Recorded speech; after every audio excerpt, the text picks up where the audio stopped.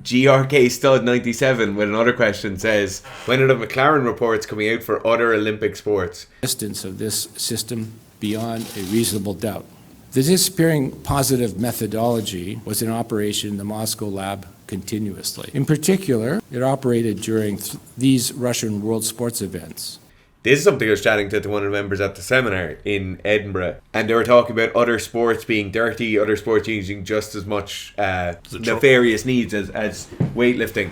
The issue is, in weightlifting is being run like an organised crime syndicate, right? And that's why there was so much, that's why there still is so much investigation into it. Is the drugs weren't the issue. The issue was the drug testing agencies being used as a kind of a bulldog or a guard dog for this essentially mob-like organisation, which is the IWF, and for them to be able to impose their rules and their kind of bribes onto other nations. So that's the issue in weightlifting, and that's why this is really getting clamped down quite hard on. Taking drugs is an issue. Doping children is an issue. Doping and cheating in sport is an issue, and there's testers there to try and clamp down on that. That's not what's going on in weightlifting now. The issue isn't doped athletes competing.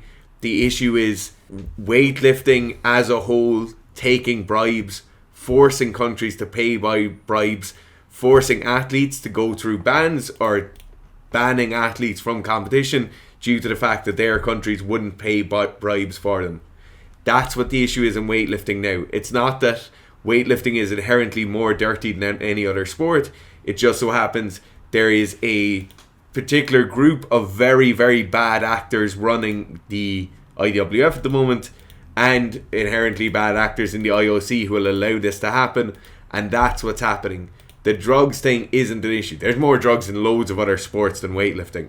That's what's happening. In the same way where cycling, they only started looking into all the doping when people started dying. The issue in weightlifting is the racketeering and the organised crime. That's what it is. It's not like that is. Racketeering goes on in every sport, right? And people pay bribes in every other sport. I guarantee you there's bribes being paid in table tennis to cover up doping, but it's not being run by a mob organisation, which is what we're essentially looking at here. You would be so surprised at any sport you could pick where a McLaren report could come out. And obviously as we get further into our career seeking strength, we meet a lot more high level athletes and more people work with us. And some of the sports people come to us and the situations they're in are honestly just... I was already aware of it and I would have guessed, but the confirmation is just slightly you're just like, of course it is. You know? Yeah, so it's very, very interesting. So there's literally any sport you could think of, a McLaren report could come out on.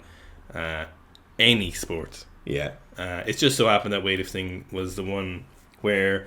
Weightlifting is slightly its own worst enemy as well, is because it's in a scenario where more drugs closer to the competition is better for performance. Yeah. And that's what we're talking about in the Chinese one, where they are able to take drugs right up to the competition with no fear, and it does make a big difference, especially when your other players or competitors have to stop drugs sooner and you can keep doing it to here. It makes a huge difference for those athletes.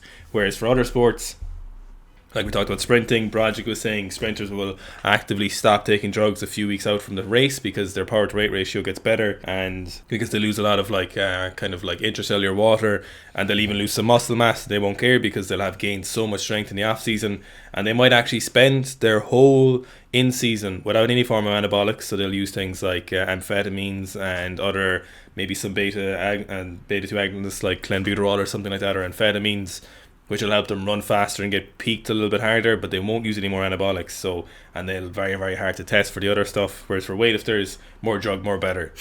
So it's just an unfortunate sport in the scenarios like that. They're probably similar fighters, probably similar with other combat sports. Things like running, for example, they're not going to be using a whole lot of anabolics. They won't need them for the month before, realistically, because they'll be tapering in their training. So they'll still need things like, I don't know, EPO or whatever drugs they're using for endurance stuff. So they won't... You'd see the same with CrossFit, for example. If CrossFit was an Olympic sport and they try to avoid testing the same way, you'd see they would need to use as much drugs as they could right up until competition.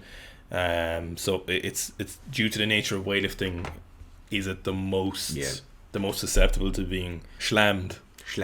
Yeah.